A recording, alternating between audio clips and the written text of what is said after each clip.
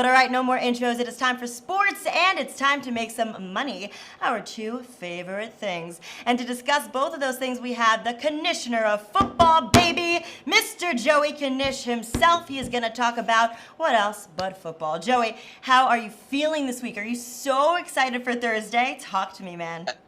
Allie, we got, you know what? It feels like I'm at a little bit of a steak dinner. They just brought out the appetizer. We had a couple of games on Saturday, but now we're ready for the good stuff here. We got the Power 5 games coming back. We got the full slate. It's going to be the full Saturday where you got multiple games going on. You're flipping the channel, all that shit. I'm excited. I see you got your bobblehead friends there, which is a nice look, ready to go. So, Thank you. hey, it's college football season. It's been a little bit of a ride to get here, but excited for the first full up Saturday. Oh my gosh, absolutely. Well, Joey, NFL kickoff is Thursday, but college football is already popping off the charts. We had games last week and all over the weekend. You advised the kids at home that Army was a solid bet, and boy, were they beating down Middle Tennessee and making sure we all took some cash away from that game. So, of course, thank you so much for that insight. Now, Knish, let's keep your NCAA magic rolling here with some talk about the divisions, in particular, the Southeastern Conference. Now, Alabama is the heavy favorite in the division, but do you see any value here or bet on the sure thing? I mean, what are you thinking here, Joey? Yeah, I mean, Alabama's obviously chalk, and you talk about what's happened at, Georgia over in the East, where they lost their starting quarterback, Jamie Newman. If there's one team that's got a little bit of a sleeper to them, they might be somewhat of a trendy sleeper, is Texas A&M. They brought a ton back. They've got Jimbo Fisher. It's third year. He's finally got the program building a little bit. The issue is, and again, now with the lack of home field, maybe this isn't as bad. They play Alabama very early in the season. Week 2, they're at Tuscaloosa. So that's the issue. Is if they drop that game, then they're already going to be behind the 8 ball. So as opposed to, lining up and, taking some big Texas A&M futures, it'd be one thing. I'd rather play them early in the money line in that game, in the head-to-head. And then if they lose it, maybe then, you get, a 50 to 100 to 1 something sprinkle on Texas A&M after that, if something happens with Bama. But I'll be looking, it's a team on the come up. It's a team where if they're going to peak here, this is the year for it. Third year, they get that progression. If there's going to be a team to challenge Bama, this is the team. But am I going to jump on the futures early? No, let's just ride it out where I think week 2 there, we'll look at Texas A&M as a play on at Alabama as opposed to, laying the bet preseason. But again, Alabama's still the class of the conference. If there's somebody, though, that's going to rise up in their division, it's got to be Texas A&M this year. All right, and it seems Knish does not love the Garnet and Black from South Carolina, but he does see the Crimson Tide to sweep over the SEC, as well, most people do. But hey, look at the Texas A&M and Florida for some value picks there. Now, Knish, you've walked us through your NFL betting process a little bit before, and I wanted to get your insight on how at all you sort of have to modify your football betting strategy to work with college ball. So tell us a little bit about that process there, Knish.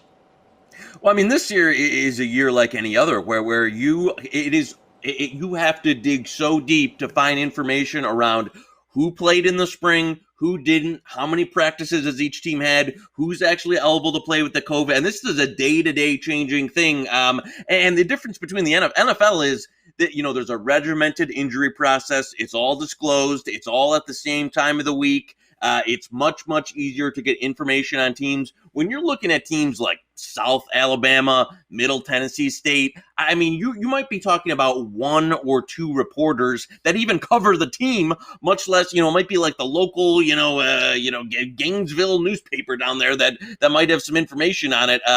And so you got to dig deep and try and find as many crumbs as you can.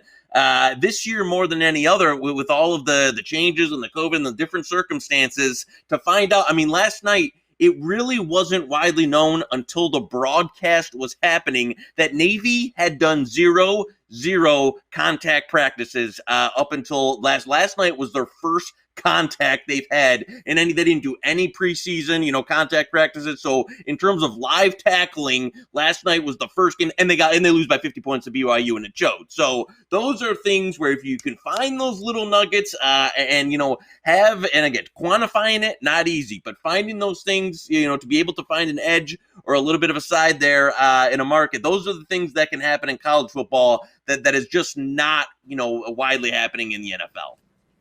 Absolutely. And of course, something to remember is that these are just college kids. They're not pro football players. And obviously, you absolutely have to account for things like sleep schedule, classes, and all that stuff that can affect a student, obviously. Not to mention college parties, which, well, the less we say about that, probably the better.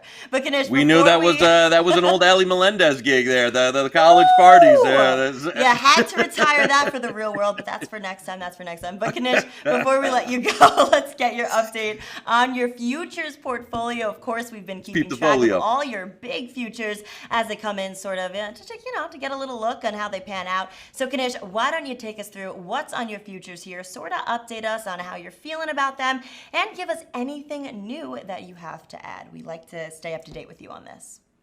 Yeah, no, for sure. The folio for the most part here in pretty decent shape. The Rockets here, we won game one. I was feeling good. I still think that series is going to the wire. So we'll see, can they overcome and beat the Lakers? Hopefully. I think it goes 6 or 7. They've matched, the first two games have both been, tight affairs coming down to the wire. Then if we get to the Western Conference Finals and it's versus the Clippers, which we expect, then you can kind of probably, we're looking at hedging and taking some profit there, as I don't like that matchup as much. Cubs leading the division. We'll talk about them a little bit later here, that division. Great price at 33. Padres, team on the hot resurgence. It's going to be a little tough to overcome the Dodgers there, but it was a nice team to buy on. And our Heat down, 10-1. We've got the Bucks on the ropes. I thought we'd finish them off without Giannis, but that's going to be a great price. They're looking probably against Boston in the Eastern Conference Final, being somewhat of maybe only a 2-1, 250 to 1 dog there. So it'll be a nice opportunity to take some money out. As far as adding. And I know I've been after it all summer with these. Here's what happened. I did not want to lay any, chalk futures until we got somewhat of enough certainty, as we got closer to the season. But we've talked about it on a few shows. We've talked about it beforehand. I'm going to lay with the Cowboys in the division. NFC East, I think they're the cream of the crop. The Giants are not going to be in contention. I think it's too early for Washington. You saw Philadelphia in terms of teams that have had what I would say is the most hectic, negative, injury-filled training camps. Eagles are in that top 3. They've had multiple injuries to the offensive line. They've got a couple of guys, that are banged up at the skill positions. It's going to be tough for the Eagles to start the season rolling well, and I think this is a price. And the reason why I take it now is, I like a couple of the early matchups for the Cowboys there. Whereas if they start out 2-0, 3-0, I bet them in week 1 here coming up, -2.5, at LA. If they start out then that price totally gets away, and you're looking at -300, -400, past anywhere you want to play it. So that's one, just the way the schedule sets up early and what's going on with the other teams in the division. I'm going to buy it right now this week and finally fire on our Cowboys to take home the NFC East crown and hopefully make a run to the Super Bowl this year.